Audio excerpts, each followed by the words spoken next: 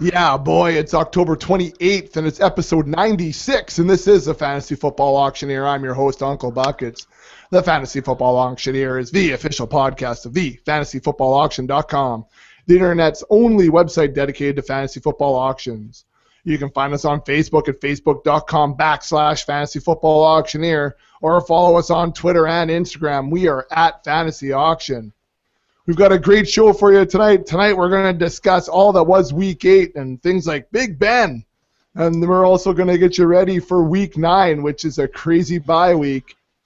But of course, our experts, they're always here. He just got back from a very important meeting, and he's coming off a big win in our Dynasty League. But Slim, what are your thoughts on that win? Not too happy.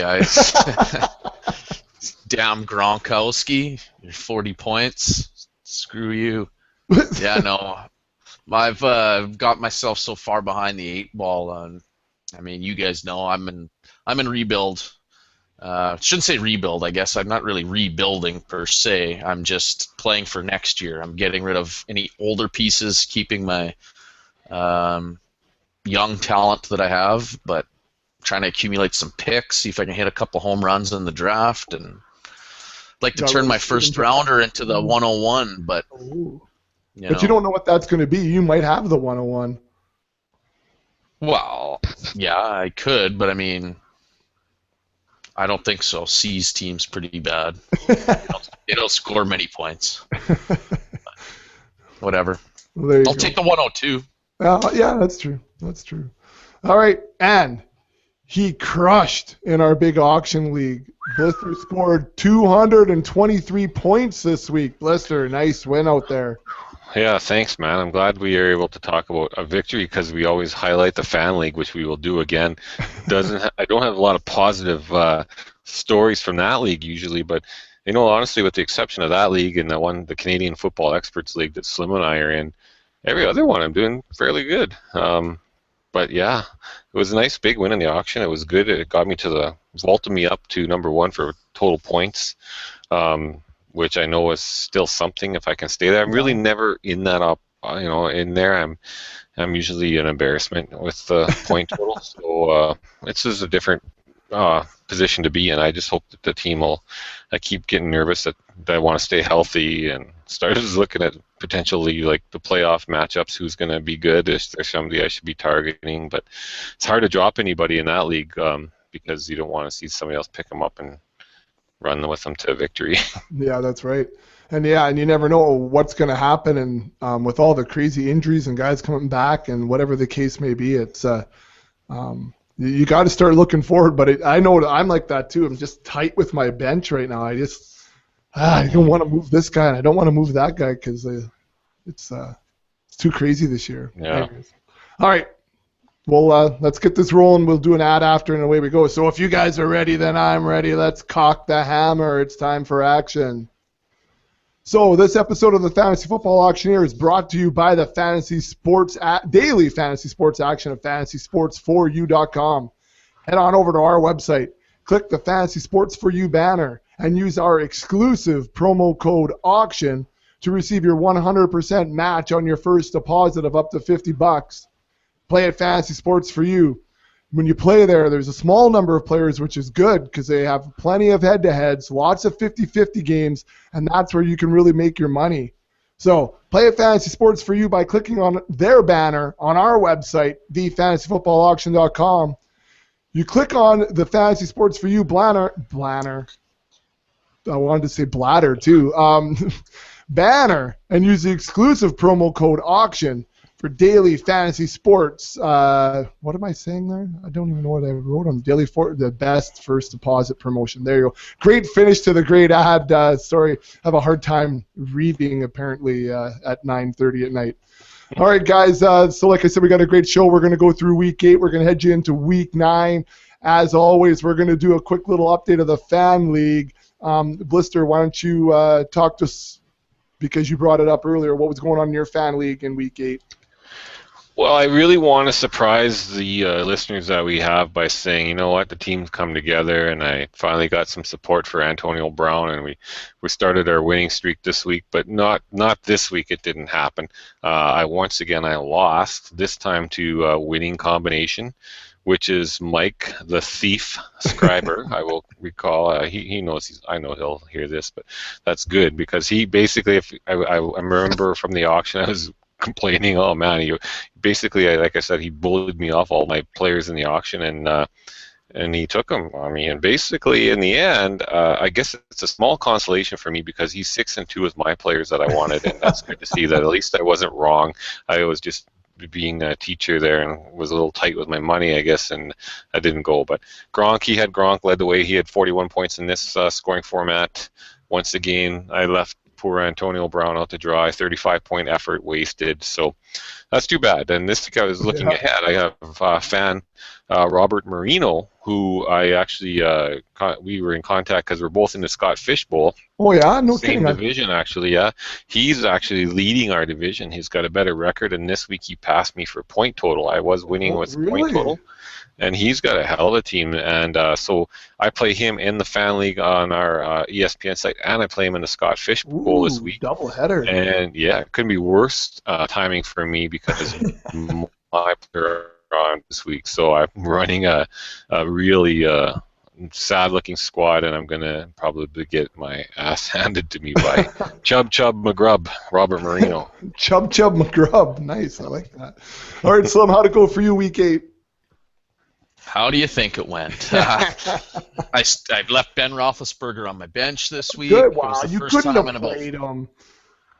Well, I mean, I had Stafford, so I could have. I've But played him a lot. Stafford I played Big Ben a lot this year, honestly. And the only reason this week I took him out is because I thought Stafford would carve up the Falcons' defense, and didn't happen. Obviously, I didn't expect that many points. The sad thing is, even if I put Big Ben in, I would have still lost. Yeah. Oh yeah. Oh, You know what? I went up against a team of blind squirrels. Jameel Thorani. He had 170 points, man. He just had a solid all-around week. Drew Brees, Forte, Sammy Watkins had a big game. Gostowski had 15 points. Allen Robinson, Jimmy Graham, they had a strong week, and I just had mediocre. I would have had about 150 points if I put Big Ben in, and so I still would have been 20 points short. But yeah, that's just the way she goes. Again, DeMarco Murray did his thing, and DeMarco Murray, he's not good though, is he, Slim? when does he get hurt? What's to get hurt? Do we have to drive down there and Nancy Kerrigan him or Tanya Harding him just to make my predictions from 6 months ago accurate? This is terrible. Killing me every time I watch him. Rips off another big run. That's what killed us in that. We're in a big high stakes league we went in this year. Yes, we're pumped. We're excited. We get together for draft. Coin flip. DeMarco or Monty Ball. drinking whiskey, getting all ready. Pumped up. Little did we know flip. it was over. Yeah. After our if we just would have fallen that coin and he would have hit DeMarco, and then when on the next pick we got sniped. We had Jordy Nelson lined up ready to go, and whoever picked just before us took him. I mean, if we would have had DeMarco and Jordy, I'm sure we'd be sitting pretty nice right now in that league. Monte Ball and Alshon Jeffrey instead, hey? Ooh.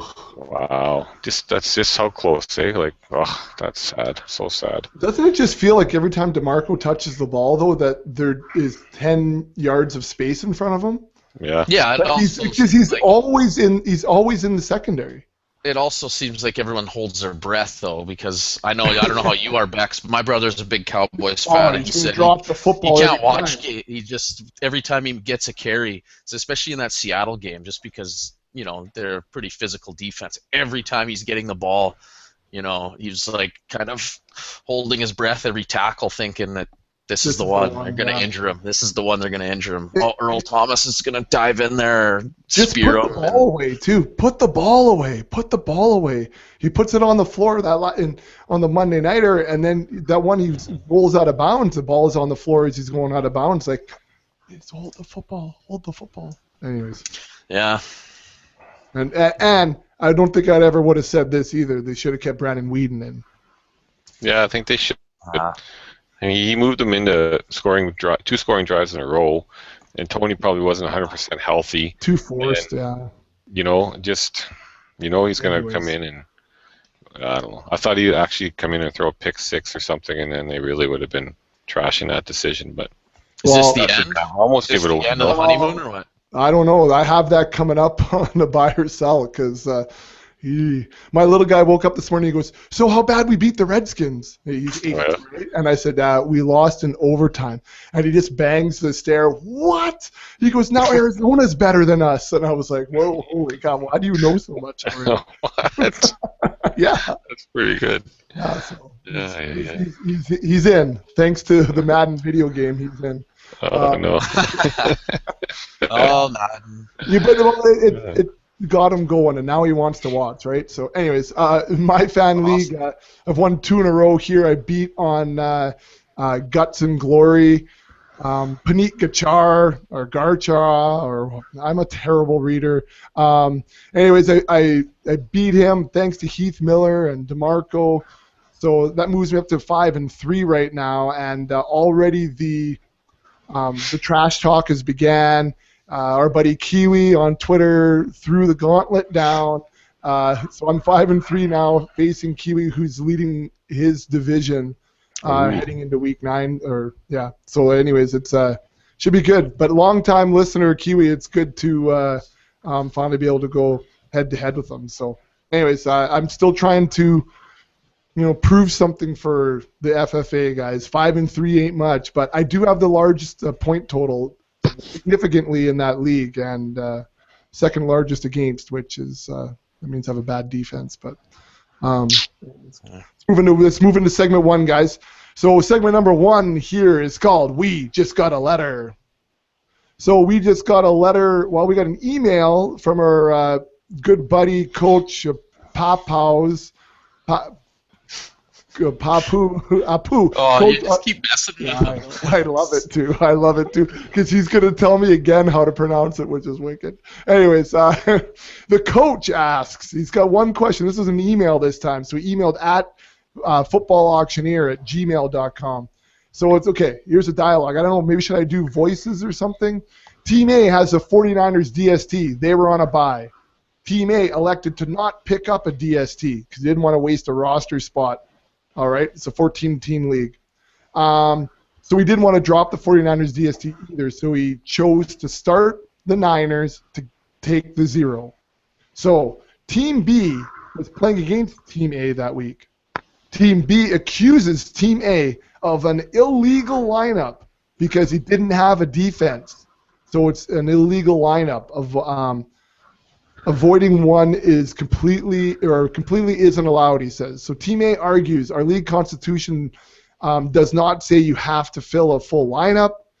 It does not say that you can't start a player or a DST on a bye. So when Team B says the defense must be picked up by our constitution because our constitution doesn't say that you're not allowed to play without a DST on a bye week. So needless to say, he plays a team that's on a bye, and Team B is singing the blues because he thinks that it's against their constitutional right. So anyways, Blister, I know you answered him. Coach Papapas, Coach Fafuhai. It's Joe Paupau. Oh, Joe Paupau. Paupau. Yeah, old CFLer. Yeah, anyways, what is your takes, Blister, on Coach Paupau? I think Coach Paupau, who was Team A, also the commissioner of this league, as it turns out, after we went back and forth in a couple emails, is right. There's no league out there that could possibly list everything that you can do. Basically, every league that has a fantasy league will have rules of what you can't do. You can't whatever, but it doesn't say all the things you can do. If you had that, your league constitution would be about 600 pages long. Yeah. I mean, because there'd be something new coming up every time, and if you didn't have it listed, then people would argue that. But basically, you should be able to start a DST or your quarterback or anybody. They're on a bye. You don't want to pick somebody else up. Maybe there's also the scenario that many leagues only have waivers 1 day, or they have them 2 days. And when the waiver period runs, whether it's a free agent auction bidding or just a waiver wire priority list, if you don't get a guy, often in many leagues, you're just SOL. You didn't get a guy, you got outbid, you weren't waiver priority high enough, and so you'll play that week without a kicker or a D or a tight end or whatever the case may be, or bye week hell, which is coming up here in weeks 9 and 10. And with the injuries and stuff like that, there's not really guys that are. There's not a lot of guys really that you want on your from the waiver wire this week, and who knows about next week, to replace a guy that potentially could be coming back in a couple weeks or is going to be a bigger player. So basically, yeah, you can't. If it actually said in the Constitution, you must always have a field of full lineup. You cannot play a team on a bye. We've had different scenarios where you might not even draft a kicker and use that spot for a. You know what I mean? That's different, right? But you don't even draft a DST or something, so you don't have him. So then you have kind of an illegal lineup. But he does have a DST rostered. Unfortunately, it's on a bye. He's in a deeper league. I'm in a similar scenario in a deeper league coming up, I think, where I don't know what it is. I think I don't really want to drop my kicker. He's one of the better kickers in the league. But I don't want to. I'll take a 0 if I have to. I really don't want to drop anybody out of my lineup. So, that's the guy who's complaining lost to a team that didn't play defense, it sounds like to me. Sour grapes, too bad, suck it up. Whoa, nice. Well, that's true. Yeah. Yeah. And Slim, I'm thinking maybe he should just get 49ers DST tattooed on his arse. Would that make everything all better? Or? Could. Sweetener. For a couple of reasons, yeah. Yeah. I mean, we won't get into it. Yeah, no, we don't have to. No. Yeah. There's nothing, when in doubt, just tattoo a Niners, something about the Niners on your ass cheek, though, and that usually solves it. Usually solves it. That's right. So let's go on to you. The second question here. Rock S. I'm not even going to try to pronounce his Twitter handle. He asks, or he says, bye week blues. I like that. Blues Clues with the letter. Probably didn't mean that, but I'm putting it in there. Who to start in a non-PPR league, Slim? Elfie Morris or Ivory? Uh-oh. Ooh, I didn't see the non-PPR part. You know what? I've got Morris just slightly ahead. I will go with him. I think both are decent, mid RB2s. I think they're really close. I just have Morris just slightly ahead. Thing is, with both of them, I guess they're both fairly touchdown reliant or dependent. So, yeah, I guess it's whatever you think is going to have, who's going to have the best chance of scoring. I have no idea what's going to happen as far as the quarterback play goes for the Jets. I guess the Skins isn't much better, but at least Colt McCoy looked like he could move the ball at times. So I feel like that Morris has a better chance of scoring. So I'm going to just notch him slightly ahead of Ivory. All right. Hey, before we go too much further, how are my levels tonight? Are they better than last week? Yeah, sound way better. Yeah. Awesome, because that was horrendous. Anyways, moving on, Blister. Let's go to you, John Gibson. It sounded like crap too. Yeah, thanks. Yeah. John Gibson at JGibson314 Blister asks or states he has a week 9 buys for wide receiver waiver wire targets. He's looking at Wheaton, Curse. Wheaton, Curse, Avery, Cautry, or Stevie J. He wants you to pick 2 of that group. Yikes! What a awful looking crew to have to pick up. I wonder what he has to drop to get these guys.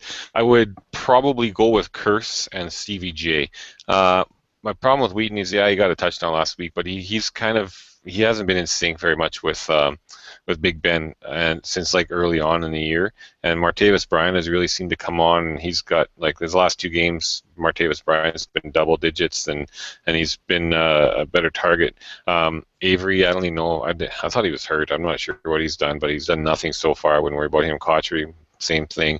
Stevie J seems to show up potentially more at home. I don't have the stats in front of me, but he's about due, I would say. And they got St. Louis. I think they're the boots to St. Louis this week. So I think there would be some points to be had in that one.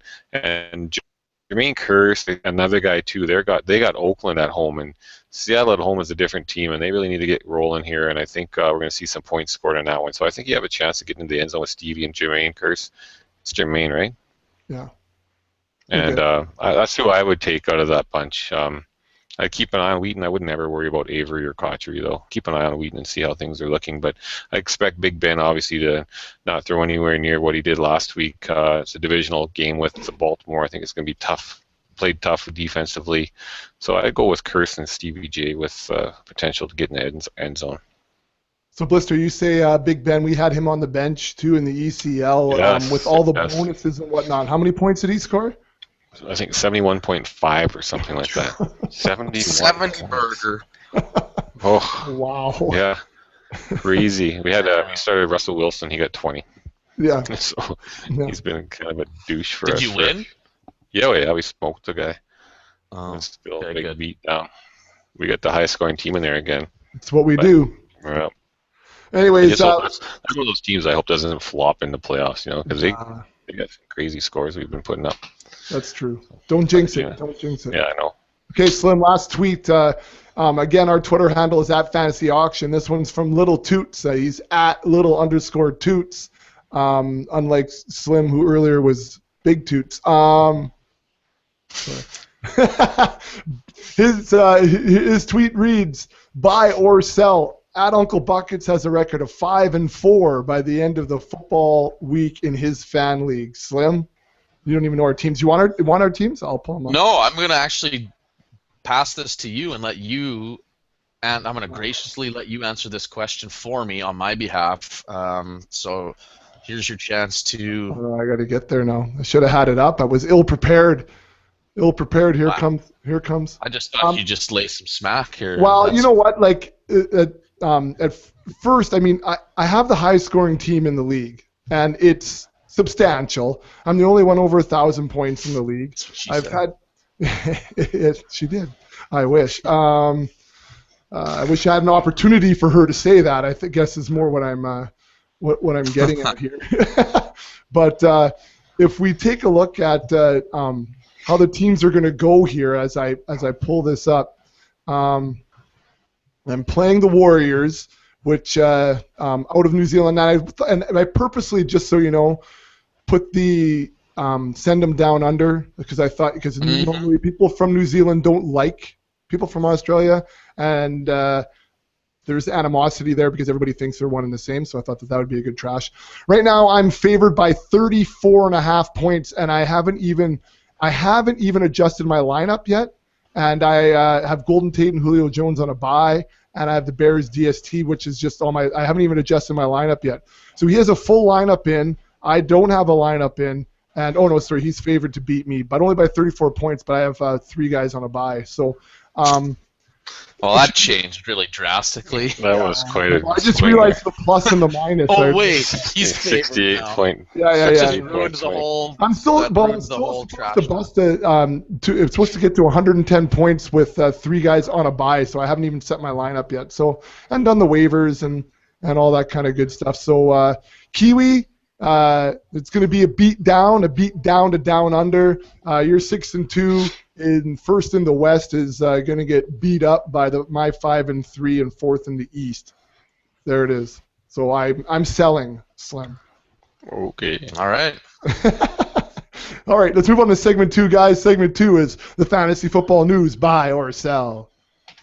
So in the buy or sell, I read some headlines, and we ask our experts what the implications of that headline is. The first one, let's go to you, Blister. The Lions wide receiver Calvin Johnson, quote unquote, definitely expects to play in Week 10. So after they return from a bye, wherever they were in London, they're coming back. They're going to be on a bye.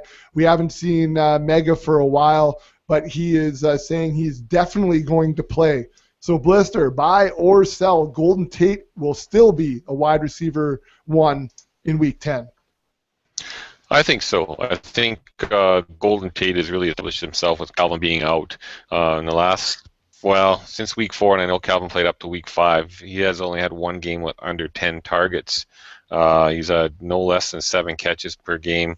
And when Calvin was in the first 4 and he was just kind of getting his feet acclimatized, you could say maybe with the Lions, he had still no less than 5 catches. So he's been getting in the end zone too the last couple of games, which has really helped his fantasy numbers.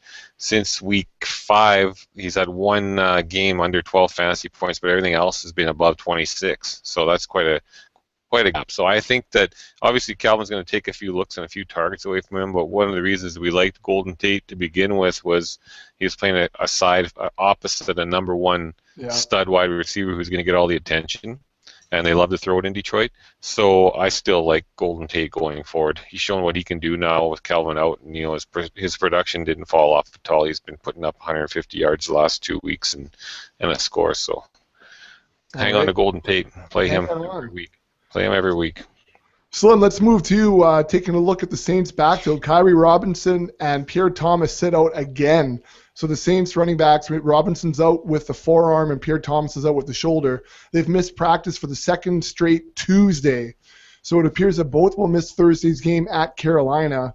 This is leaving Mark Ingram and Travaris Cadet to handle the backfield. Slim, buy or sell? Mark Ingram will be an RB1 this week. I'm buying. Right now I got him as a low RB1. I mean, hey, this is what we were waiting for from him. For years? Dude averaged 7.2 yards per carry in Week 8. It's awesome. Now he's going against Carolina, the 28th ranked rush defense in terms of yards allowed per game.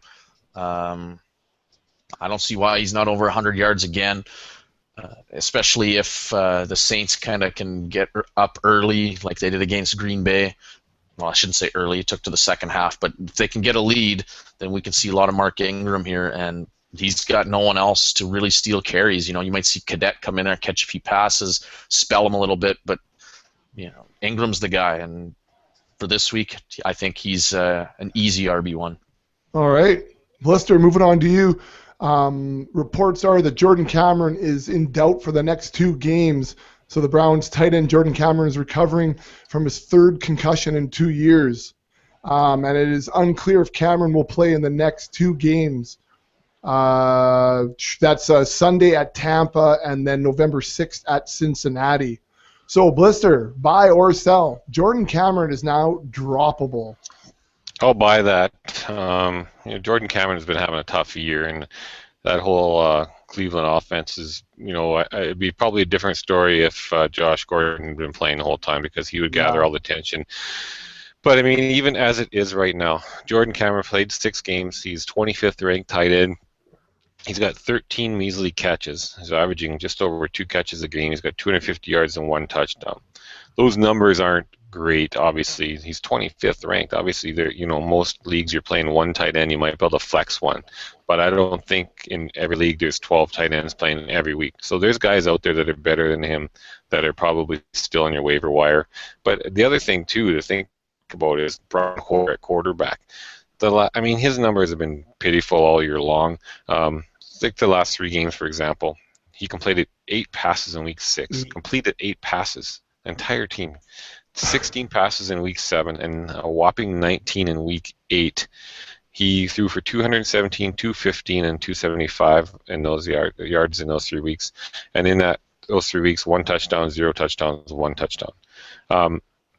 Basically, with Brian Hoyer slinging the ball like that, I don't know how anybody can have any fantasy value there. When you complete 8 passes in a game or throw for 200 yards, that's not very much. I mean, if you want to have a good week in PPR, which it's scoring, or in any game, I mean, you want your receivers to get 100 yards. You're hoping your tight end can at least get 75, maybe, or 80 to be competitive with what the other tight ends are doing, have a chance to get in the end zone. But just with those numbers, he's not worth it. So I would drop him for sure. All right. Slim, moving to you. D'Angelo Williams practicing and is on track to play on Thursday. So the Panthers running back was practicing today on Tuesday and remains on track to play Thursday against the Saints. Williams, who's missed the past 4 games with an ankle injury, is expected to split carries with Jonathan Stewart. So Slim, buy or sell? You shouldn't even own D'Angelo Williams anyway, so who cares? Well, I'm going to sell because it would make me a hypocrite since I do I have own him him stashed. too. I own him too. So, In deeper leagues, I don't think there's any problem, holding on to him. Jonathan Stewart definitely could go down at any time as well, and all of a sudden you have the lead running back. So that's not a bad thing. I'm not expecting anything huge from him this week, even with he's going to be splitting carries coming off an injury. I just can't see him putting up too much output. I can't imagine him getting the goal line touches. I think they'll probably still give that to Stewart. So yeah, I'm not starting him, but I'm not ready to quite drop him yet. All right. So let's move on to my Cowboys. Tony Romo undergoes multiple tests on Tuesday. So Cowboys coach Jason Garrett said that Tony Romo, who suffered a back contusion last night, Monday, will undergo tests today on Tuesday. He says we'll get the test done today, but we anticipate he will be ready to go for their next game. So, Blister, the question is buy or sell. If Tony Romo was out, the only player that injury affects is Terrence Williams. No, I think it would affect Dez as well. Brandon Weeden, he did okay when he came in. He completed 4 of 6 passes for 69 yards and a touchdown. There's nothing wrong with that. And I think, Brandon Weeden could hold that offense together okay, but you'd obviously don't expect the same out of Dez or Terrence Williams as you would with Weeden under center. So I really, I don't like the fact that I think that's one of the things. I mean, if you're in a daily league, that's something to keep in mind because it looks like they might have a nice matchup this week, and so you want to put Terrence Williams in. He's usually one of the cheaper options that has a potential to put you up 20-some fantasy points. They have Arizona, and Arizona is one of a team that gives up some of the most passing yards, and you'd obviously want potentially Dez in because of that, but it's kind of scary if you don't have Tony Romo playing, you have to temper your expectations. So I'll sell that. I think it's going to affect the receiving core in Terrence and Dez. So okay. That's all I got. That's all I got. Okay, Slim, to reports that the Bucs will entertain offers for running back Doug Martin. So the trade deadline is approaching. The Buccaneers say they will listen to offers for the running back. This reports the Tampa Bay Times. Right now, Martin is averaging just 2.9 yards per carry in 5 games. Slim, buy or sell? Maybe you don't drop him just yet. I'll buy that. I mean, I have a hard time dropping him. Anyway, I mean, I've drafted him as an RB2 in a couple teams. Those teams obviously haven't been doing very well anyway. The family? Yeah, that's one of them. Yeah, for sure. But, I like to see where these guys go. Thing about football, it's tough for these guys to make an impact when they change teams halfway through a season. I think with things like learning a new playbook halfway through a season, the new CBA rules as far as practicing and things like that, it puts these guys behind the 8 ball when they change teams. So I wouldn't be really optimistic if he went to a different team that he's going to be really productive anyway. But by that token, I'm going to hold on to him and just see if he goes anywhere, and cross my fingers. If in 2 weeks you probably know more, then I might be changing my tune and saying, you know what, you just got to get rid of him. But unfortunately, there's not much else out there. I mean, Bobby Rainey's looked pretty good. It's going to be really hard to get him. And really, I don't know how good he really is. He's just looked the best that's on the team. And, when Sims comes back, then his role, it's just kind of a real mess there. And I don't know. There's probably not much out there on your waivers anyway. So you're kind of almost best to hold him and hope he becomes a flex play for you or something at some point, and he can get healthy, and maybe an injury to one of these guys ahead of him. We'll see, though. I don't know. Okay. I mean, if he moves to the Pats or something, they're interesting. Anyways. Could be. I mean, I don't see the Pats.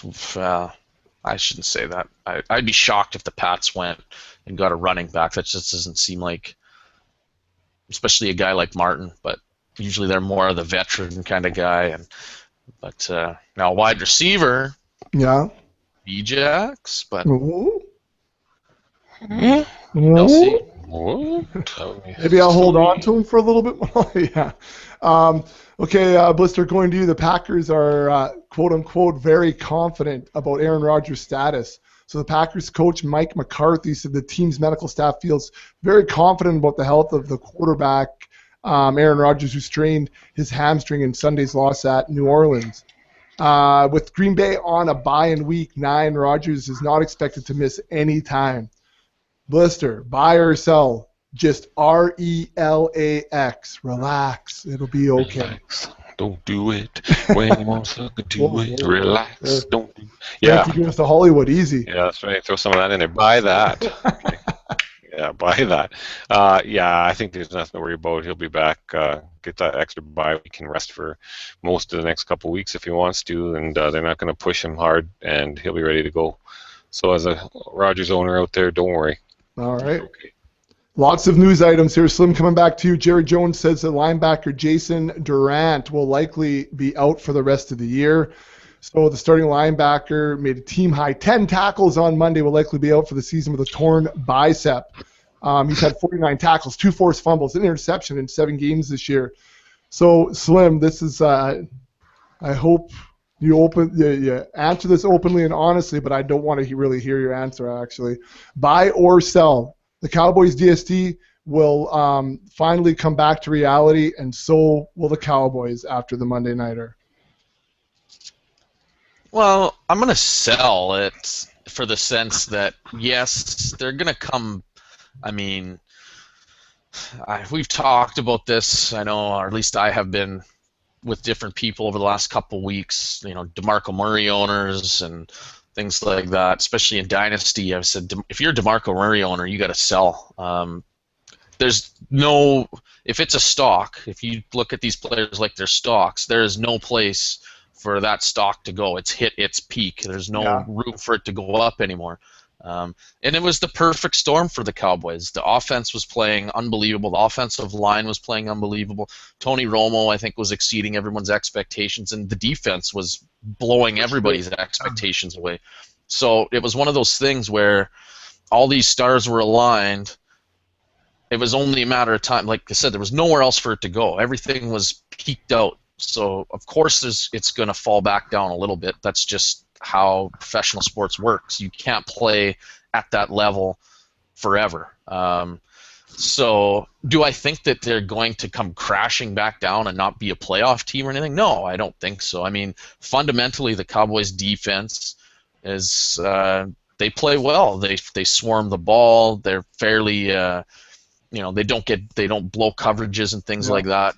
Yes, maybe they don't have the marquee names and the best athletes, but they're sound, and Marinelli's got them playing really well. So I don't think Durant being out is going to affect that drastically. But I mean, yeah, I just think there's going to be some regression. And that was going to happen no matter what. I mean, if they had an injury on the offensive line, then they reshuffle, all of a sudden that wrecks the chemistry, and now maybe DeMarco's not gaining 150 yards a game; he's only gaining 100. Right.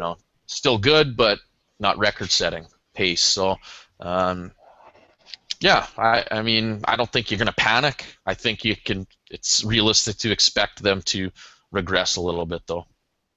Okay. Last news item. Hopefully that's no. I'm just saying. Hopefully that's not as bad as you were expecting. I don't know. No, it's not. It's not. And I mean, I guess just because we had lower expectations coming into the year, and then things were going well, and then you're waiting for that shoe to drop, just like your brother's waiting for DeMarco to get hurt. That's just the nature, I guess, of being a Cowboys fan over the last decade. So, yeah, of course, people will jump off that bandwagon quick. Okay, Blister, last one for you. Rams confirmed that wide receiver Brian Quick is out for the season. So the Rams coach Jeff Fisher confirmed Monday that wide receiver Brian Quick is out for the season. Fisher said that Quick has a, quote, significant damage to his shoulder. So what we're hearing is that he has a dislocation of the shoulder, and he tore his rotator cuff on Sunday against the Chiefs. So, Blister, buy or sell? There is nobody worth owning in the Rams receiving core. I will buy that. Brian Quick started off great in his first 4 games this year. He had double-digit fantasy points, never scoring less than 14, finishing week 4 with just over 25 in a PPR format. But since that time, he's had a whopping 2.0 in week 5, Nice. 5.3, and again, I think 2.0 in week whatever it was, I'm not sure. The last 3 games he's played, though, he's got a total of like 9.3 points. And he was, as far as wide receivers go, he was ranked 40th in PPR. Their next best receiver is Kenny Britt, ranked 75th, and then Tavon Austin, last year's everybody was clamoring over him in the draft, rookie sensation supposedly, right? And now he's a 94th ranked receiver. So I really don't see anybody doing anything. Stedman Bailey? You know what? Maybe he's your best bet, but I just can't see it right now. And that team's kind of in a mess right now. They're running game. Zach Stacy is nothing, so Benny Cunningham and Trey Mason are taking over. It's not a team. I think the Niners have got to be licking their chops this week to take on this team. No kidding. Could be a nice week to play the Niner DST. Have them on your team. Also, yes. Yes. And play them because they were on a bye last week, and you can play them. So then play them. Yeah. This week. Play them this week again. Right. I'll get more points, I bet. Coach Pow. All right, so let's move on to segment 3, guys. This one is called Livewire. All right, so in Livewire, the guys take a look at who they're targeting on the waiver wire. So, Blister, you spoke last, so let's move to you, Slim, first. Talk to us about somebody you're looking at. Well, for the short term, I guess we'll go. Charles Sims is a guy I think you've got to try and get now. The running back situation's such a mess in Tampa Bay. He's getting ready to come back from his injury. Obviously, they have no confidence in Doug Martin. Like I said before, I don't think Bobby Rainey's that talented. I'm not saying when Sims comes that he's going to get 25 touches a game. I don't think he's that type of running back, and he's coming off a pretty severe injury, and he's a rookie. So he's going to probably get eased in a little bit. But even if he gets 15 touches a game, he's got the athleticism to be pretty productive with that, and hopefully his role will increase over the weeks, and maybe he's a sneaky little running back too for you in your fantasy playoffs here coming up in a few weeks. So, yeah, I think you got to go out there. Lovie Smith drafted him. He's going to have to see what he can do here before they make some changes in the off season, and who knows, maybe Doug Martin will be gone, and there'll be one less mouth to feed as well. So, yeah, get him while you can. Before the asking price becomes way too high here. So try and get them cheap right now. All right. Blister, who are you targeting? Oh, I'm going to have Lorenzo Taliaferro from Baltimore on there. Bernard Pierce had a golden opportunity at the beginning of the year, and I'm not too surprised he did nothing with it. So now Lorenzo, this last game, Justin Forsett's been doing great. He has been doing great, but Lorenzo's been getting some touches. In the last game, he had 7 carries. He had 2 receptions, totaling 69 yards and a couple of touchdowns. So, again, here's a guy that I don't know if you could count on week to week, but he's out there that if he gets the touches, he is able to produce with them. He's been not too consistent at this point, and they've been really kind of feeling out that backfield all season long in Baltimore. But he's a guy to hang on to because going forward, if he gets the ball, looks like he could do something with it, and maybe something will happen where he develops into a guy that you want to be running in the playoffs. So that could happen. So if he's out there, go get him. All right. Slim, number 2 on your targets. Well, I'm going to say Martavis Bryant, actually. To me, he's a guy, he's surprising to me. I did not think we would see much of anything from him this year. Reports when he was drafted, he was really raw. They liked his size. They kind of reminded him of the Plexico Burress type that they had before. But he was really raw, and he was going to need time to learn to play in the NFL and develop. And he saw limited action in the preseason, which is never a good sign. But all of a sudden, the last couple of weeks, and Blister touched on it earlier, he's emerged, and he's catching touchdowns, which is always a nice little fantasy bonus. So, if he can become a reliable red zone target, then hey, all of a sudden his value is increased considerably. So you got to like what you've seen the last couple of weeks, so you might as well pick them up now and just see if it keeps continuing. And if it does, then you might have found yourself a nice little gold mine here. All right. There you go. So, Blister, what else you got? Well, this one you got to be very careful, but Jonas Gray from New England, he'll be available on most waiver wires. But last week, of course, everyone's expecting Vereen, and in typical New England fashion, they throw some guy in that nobody ever was even talking about. I mean, Brandon Bolden, everyone was clamoring to the waiver wire to pick him up, thinking he'd be the next guy up. But they throw Jonas Gray, gets 86 yards on 17 carries so far this year. He's averaging just under 5 yards a carry, 4.9 yards per carry. So you could pick him up, but there's two problems with it. A, they probably won't use him this week because that's the way New England does things. Yeah. And B, Denver's been really stingy against the run. They've shut down a lot of great running backs the last 3 weeks, and haven't given up very much. So, I would temper my expectations, but if it's somebody you want to pick up that has potential on, if you could only guess which week it would be, you could get paid off, but it's going to be very hard to predict. So like many people will probably tell you, just avoid the New England backfield altogether. Slim, what else do you have as far as waiver wire goes? Well, I'm going to mention Dante Moncrief. He was another guy that I thought going into this season wasn't going to see much playing time. He's playing behind, Reggie Wayne, Akeem Nicks, obviously T.Y. Hilton, but he was kind of brought in to learn from Reggie Wayne and kind of be his heir apparent here when he's gone in a year or two. And because of the injury, he got to play last week in an increased workload. And what turned out to be great for him was that they were getting their ass kicked, so they had to throw the ball a ton. And he had a huge game. I think he 7 catches, I believe, for over 100 yards and a touchdown. So, can you expect that every week? No, I don't think so.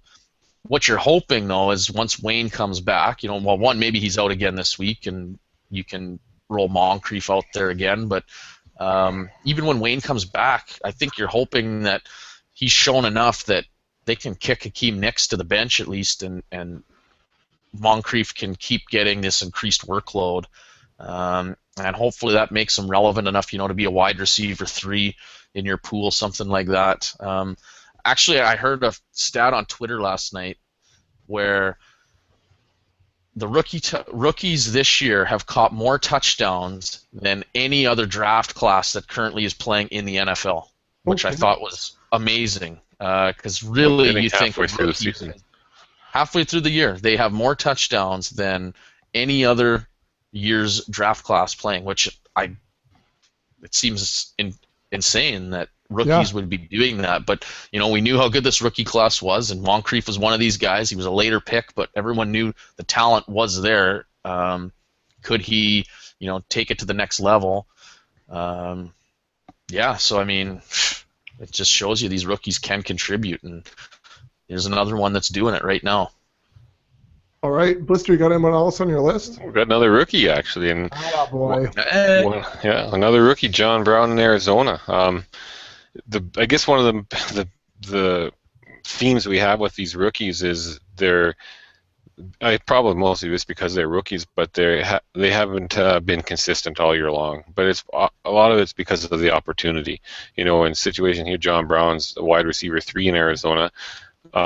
But these guys have shown us that a lot of them that they can play, that they have the potential to put up numbers. So taking them now, you're thinking you may only be a few weeks away from your fantasy playoffs or something. But if you've got the room and you draft these guys now, with the potential if something happens on that roster or changes where they get thrust up a spot on the roster, or I mean, like Dante Moncrief's a good example. Reggie Wayne was hurt. Akeem Nicks, I think they've realized he can't do anything. So I mean, he might just be starting to peak right now, or to start to climb, and he might be consistent now for the rest of the year. John Brown's a guy that's been inconsistent. He's had 2 games this year over 20 points in fantasy.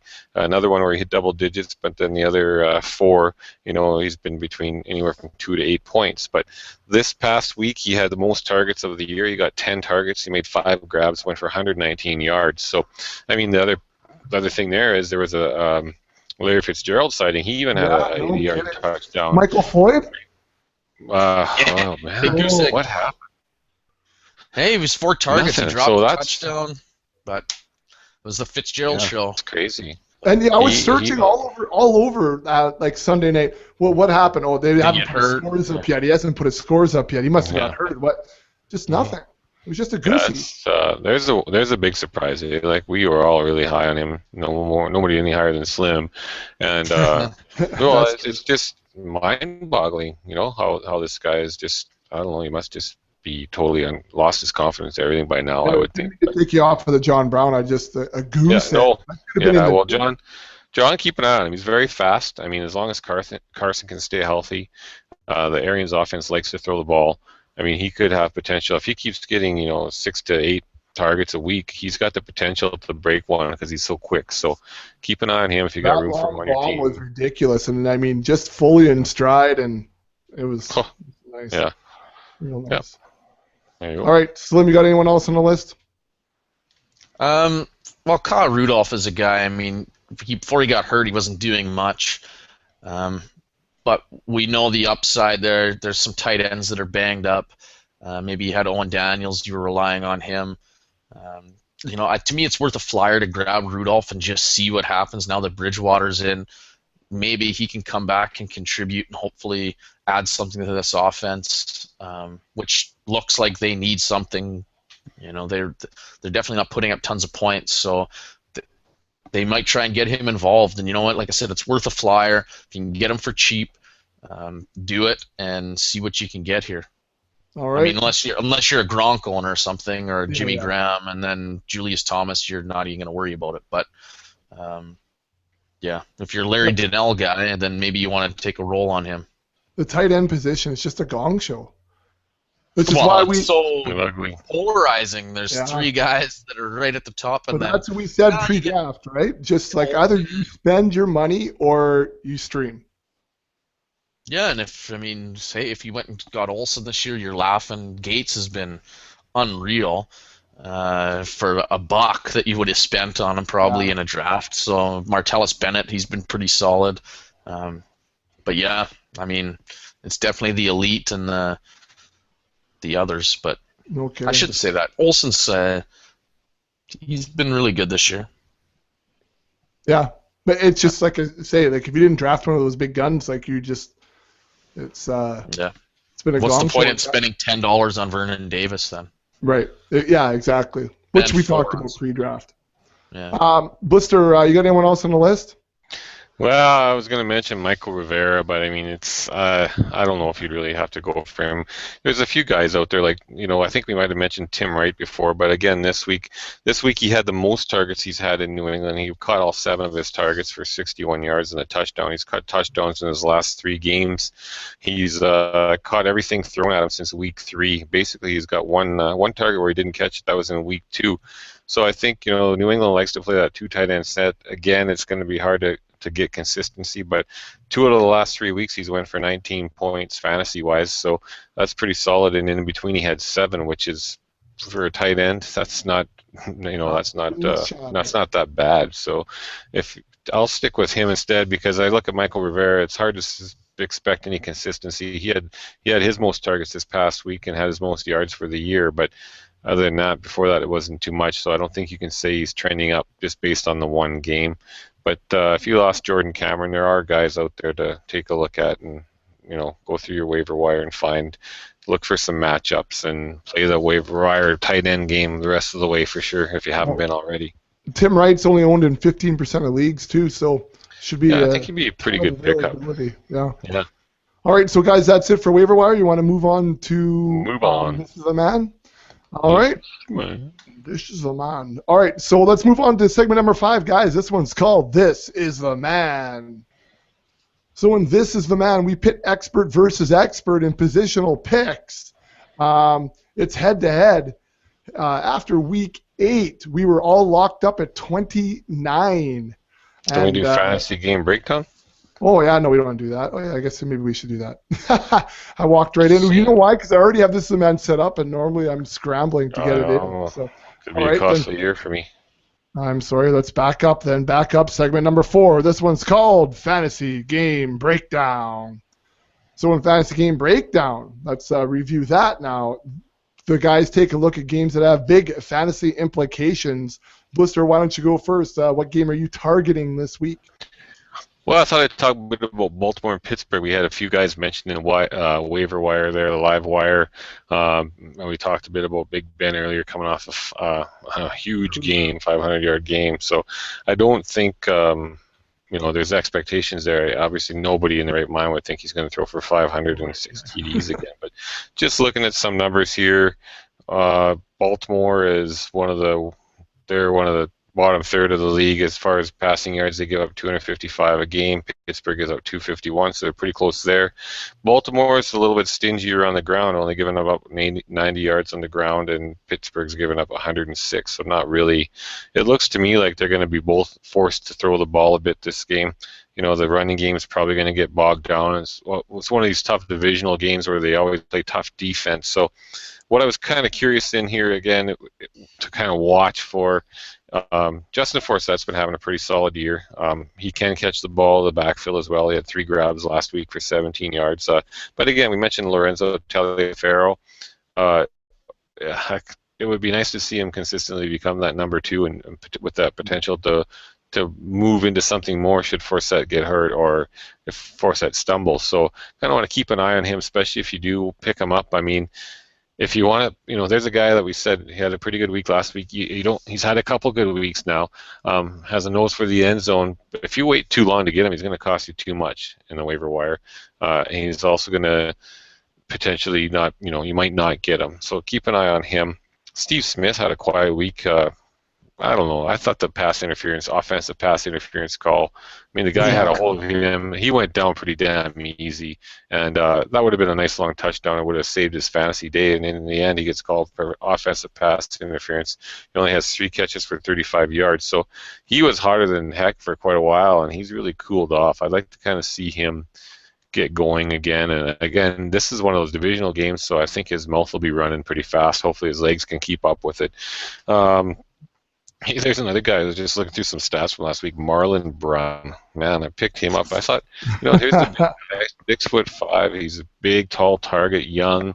He had a decent year last year, and man, he had 1 catch last week for 2 yards. Talk about disappearing into oblivion. Flacco didn't even throw a touchdown last week. He only had 195 yards, couple picks. So I would hope that he would bounce back, but typically he doesn't do that well on the road. So it'll be interesting to see that offense again, what they do, if they can bounce back from last week. I kind of expected them to win last week, and it looked like they were, but they managed to give the game away late there. On the other side of the ball, like we said earlier, I don't expect Big Ben to throw for what he did last week. Yeah, he does. Wow, 522 yards, 40 completed passes. Le'Veon Bell, though, he's been putting up over 100 all-purpose yards every game this year. I think from the line of scrimmage, everything. Is it 8 games now? Every one of them, he's went over 100 all-purpose yards from the line of scrimmage, whether catching or rushing. So he's been pretty solid fantasy contributor. I think he'll have to be involved in the passing game. Last week he caught 6 for 56, but if they're going to bottle up the run, that's where he's going to make his money this week. LeGarrette Blount didn't do much last week. Antonio Brown still huge. I would expect them to try to do something to slow him down. 10 grabs last week for 133 yards and 2 TDs. Those guys have been damn good. Heath Miller, he hasn't been doing a lot, but last week, when you throw for 500 and some yards, I think everybody should almost hit the 100-yard mark in receiving. He did go for 100 last week. It'll probably be a little tougher this week. But Martavis Bryant is the one I want to watch, and Marcus Wheaton. They both had 5 catches last week, and Wheaton did get a touchdown for 56 yards. Bryant, 83 yards and 2 touchdowns. I think this could be a game where if going forward Bryant again outperforms Wheaton, then I think he's going to distance himself and just keep on going for the rest of this year and basically put that space between himself and Wheaton. And just to think, hey, Marcus Wheaton. Yeah. Just to think he could just drift off. Like, that would have been a waste of a tattoo if the guy. And it all looked good there for a bit, And then he started off great, yeah. And that's the guy you wanted to have, and now he's kind of, he hasn't been in sync too good. I thought maybe this week he was, but then Martavis Bryant really stepped up. He went for $5. Yeah. Unreal. Old wounds. Sorry. Yeah. Anyway, so I mean, it's going to be. I don't know. I don't think it's going to be real high scoring. And I have a feeling Antonio Brown's going to maybe have a disappointing effort this week. It's hard to avoid him because he puts up so much money, and he's still in some daily sites. He's not. I mean, you're playing him no matter what if you're playing him in your fantasy league, but in a daily site, it's tough to know when you're playing in a tough divisional game like that if he can keep producing at that level. So that'll be interesting to see. I sure hope he does. I own him in so many leagues. Yeah, that's right. Him and Pierre Garçon. I don't like Pierre anymore. I'm done with him. We're over. He's divorced. We're done. Yeah. I got Jordy in a lot, Antonio, somebody else. I don't know, maybe that's it. Those two guys. That ain't bad. That's pretty good, though. That's right. All right, yeah, well, and then if it's Antonio and Jordy, that's solid. Yeah, that's 1-2. Yeah. All right, Slim, what are you looking at this weekend? See, you changed it on your list, maybe. Oh. Me? No, I didn't. Oh, no, I was kind of joking. I was going to say, I asked you guys if I could do the Patriots and the Broncos. But that's like a... But there's some interesting stuff there. You look in the backfield and, what's LaFell going to do? And anyways. Oh, no, there's some things for that game. Yeah, I thought I'd just go with something a little more, less obvious, I guess. Yeah. And a Thursday nighter, I thought, okay, here we go. Everyone hates the Thursday nighters. But the one thing that I've noticed this year is one team's getting blown out. So I think that could happen this week, actually. The Saints could start really pouring it on the Panthers, and away from which home? Is good.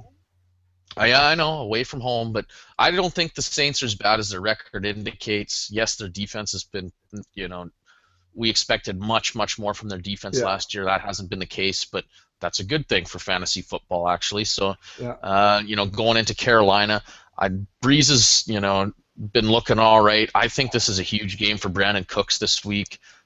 Jimmy Graham's 1 week healthier, even though it's a short week. We saw him, in the second half of their game this week. He went from 0 catches to beast mode again, which that's a good sign for fantasy owners. I think if the Saints get a lead, now all of a sudden, hey, we got Mark Ingram racking up to carries on the ground, and on the other side of the ball, now we get to see Cam Newton really, try and put up some fantasy points to get this team back in the game. So there's Calvin Benjamin all of a sudden with a ton of targets. There's Greg Olsen with a ton of targets. I don't expect much from the running game, so to me it's all going to be Cam Newton in the passing game if they want to keep up.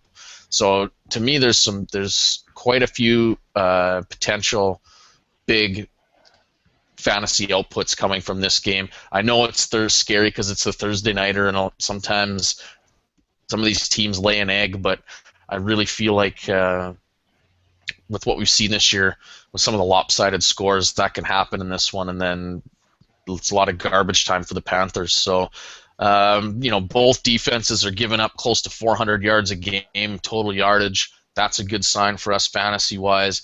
I talked about Carolina's horrendous rush defense. Good thing for Mark Ingram owners that are, in daily fantasy. Mark Ingram could be a huge play this week potentially. Both defenses give up over 100 rushing yards a game, so the Saints do the same thing too. Cam Newton could be scrambling around then picking up some yardage. I just think that both these teams could be able to move the ball, and more so I think through the air. Like I said, I like Brandon Cooks this week. I like Calvin Benjamin, Olsen, Graham, those guys. So, yeah, buckle up. I think it could be a interesting Thursday night. All right. So 16 points on the Saints?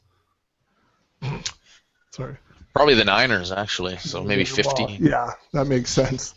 All right. Potentially the Seahawks, too. They're playing Derek Carr. Oakland. Yeah. But yeah. We digress. Yeah. All right, guys. I already introed segment number 5, but we'll do it again.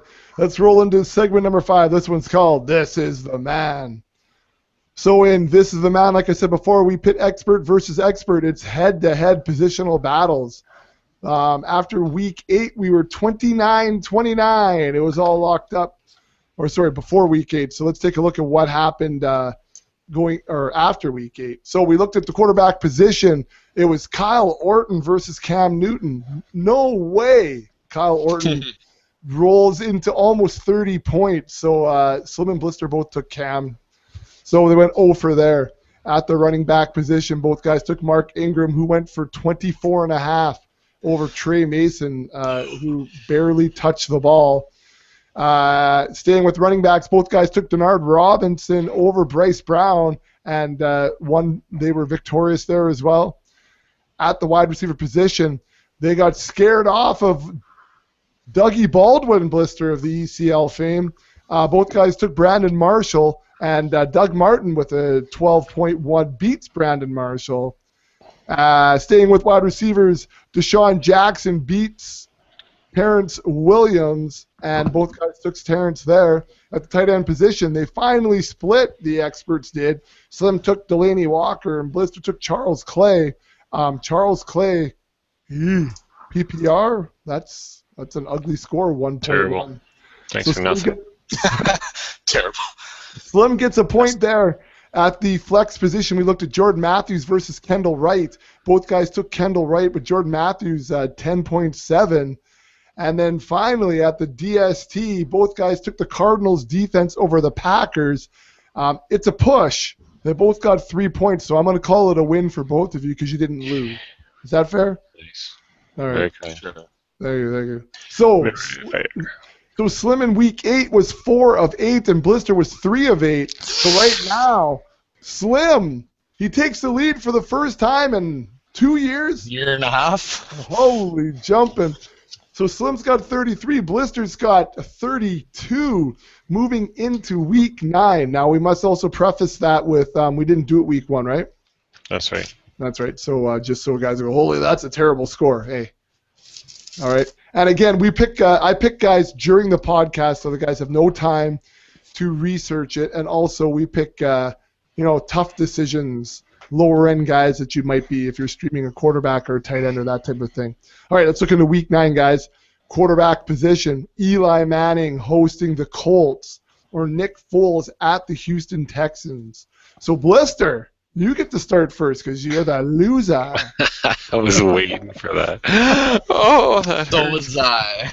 I feel like I'm. He's been waiting Very for rarely. 16 months. So I very rarely get the box golfing. It feels Oh. like that time where it's I like, lost the you're on honors. first. I lost the honors. Oh, this is a tough one because Indy gave up 500 yards, over 500 yards last week through the air to Ben. Nick Foles threw for over 400 yards himself against Arizona.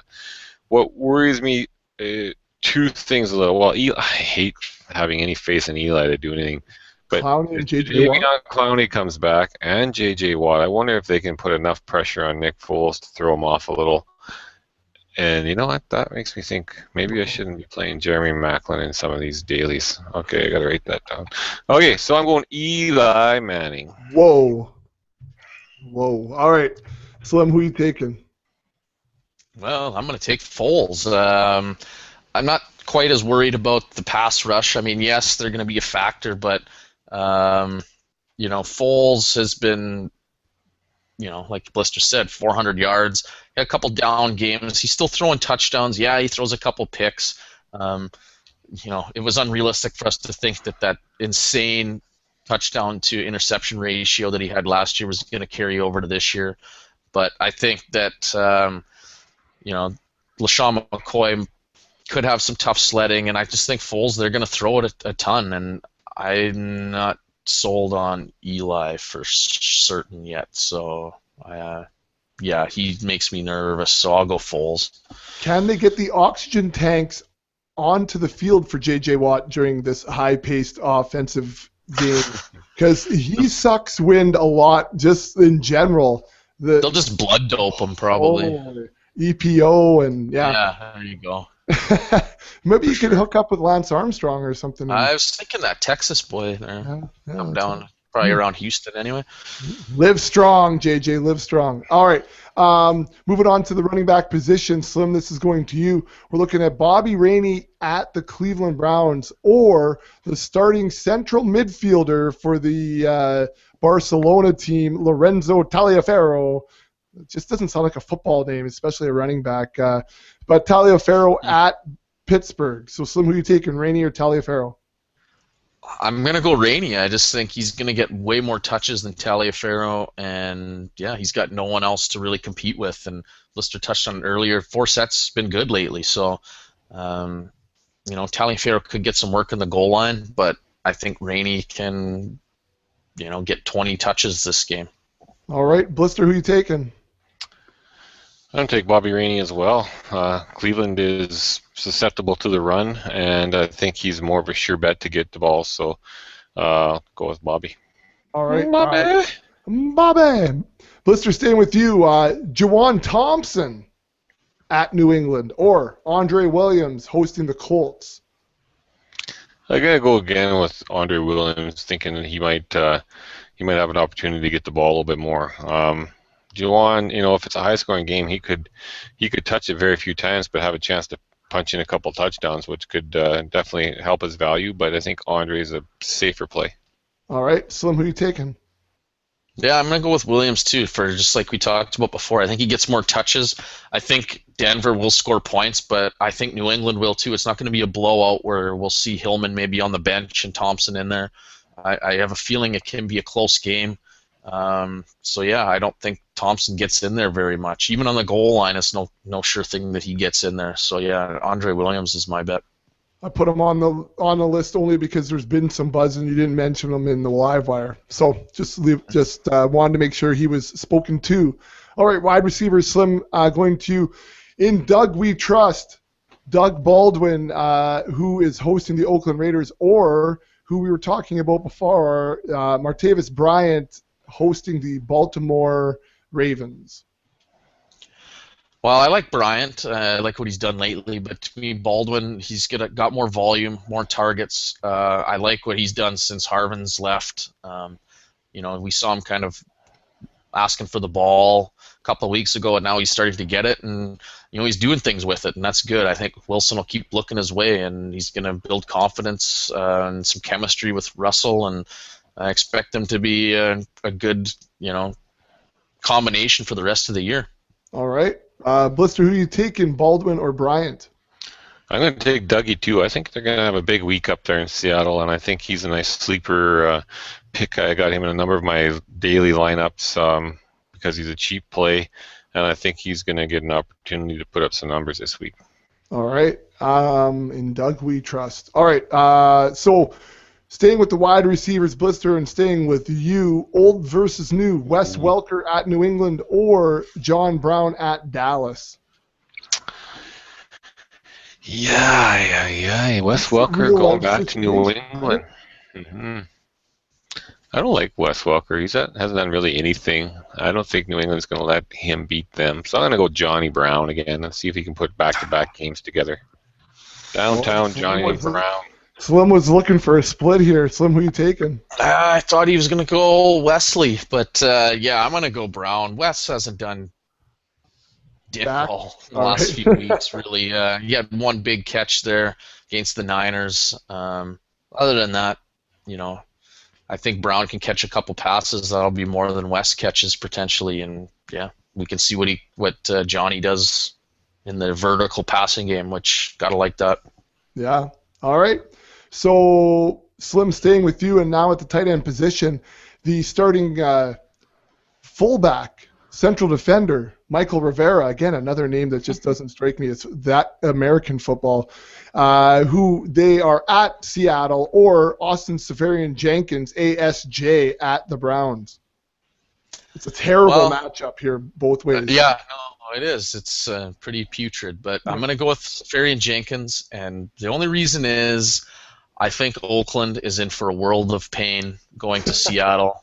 I know that they haven't looked good, Seattle, as good as they probably were used to seeing, but Oakland is bad.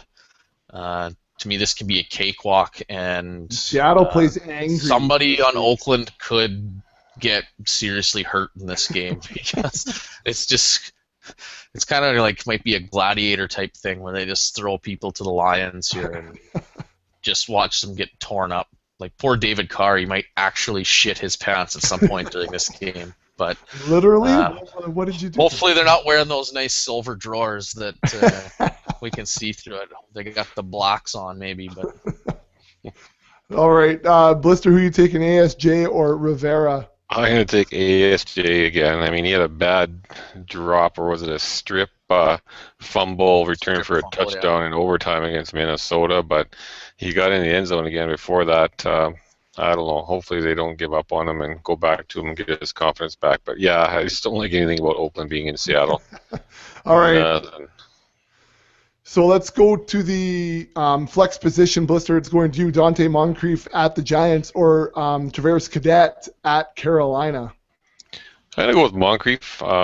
I'm not sure exactly how the wide receiver situation is going to shake out by Sunday for the Colts, but I think Moncrief is the better player. So no matter if Wayne's healthy or not, I think he should be out there on the field. If not, though, if it's just him and Ty, then Ty should get the coverage, and Moncrief should get the opportunity again. Nice. Slim, who are you taking, Moncrief or Cadet? I'm exactly like Blister said. I mean, we'll go Moncrief. It'd be nice to know if Wayne was playing. It's a no-brainer to me if Reggie's playing, but let's hope he's not. There you go. That makes this pick an easy one. Easy money. All right, and DST Slim coming to you. The Vikings hosting the Redskins or the Saints at Carolina. That's a big game, the Saints at Carolina, like you mentioned in the breakdown. Yeah, it is. And I think there can be points scored in there. So for that reason, I'm going to go to the Vikings defense is good too, by the way. It's tough to pass against them. And you know what? I'm sorry, but Colt McCoy sucks. It doesn't matter what he did. Whatever, his parents might be there still watching and cheering him on, and you can jump around however much, but Colt McCoy is not good. Everson Griffin, welcome here. You might get face-to-face with Colt a few times, and that secondary in Minnesota to me is super underrated.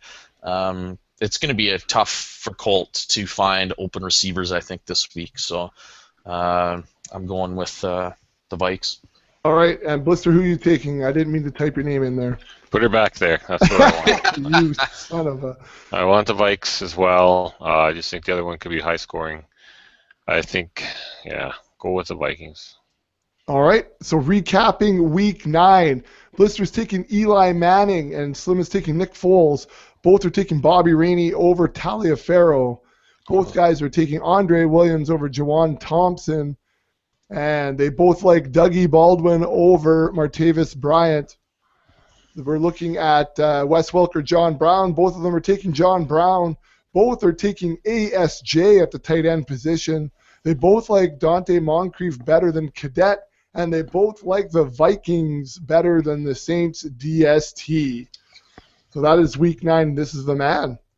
Guys, this is a longer episode than I had originally planned, but good content and hopefully better volume. Yeah, a lot of news. Sounds good. Yeah, there was a lot of news in there, but this is that time, and I was talking with one of the guys in the Dynasty today. This is that time, right, where it's like, you know, it's the separation point. You're right around this week 8. It's playoffs are around the corner, especially if you're playing in Dynasty.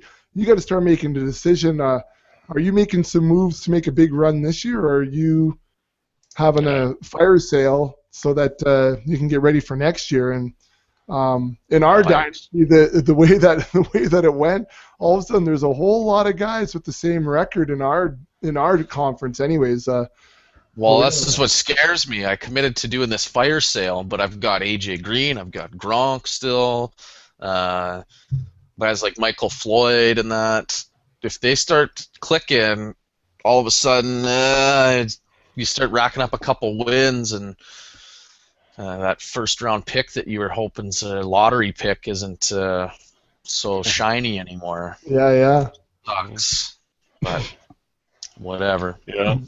And Week 9 and Week 10, there's a lot of buys. It's gonna, like I think in a couple of my leagues, I'm hurting bad at this next couple weeks, and like you say, they're all so tight. You get a couple losses, and your point total obviously drops.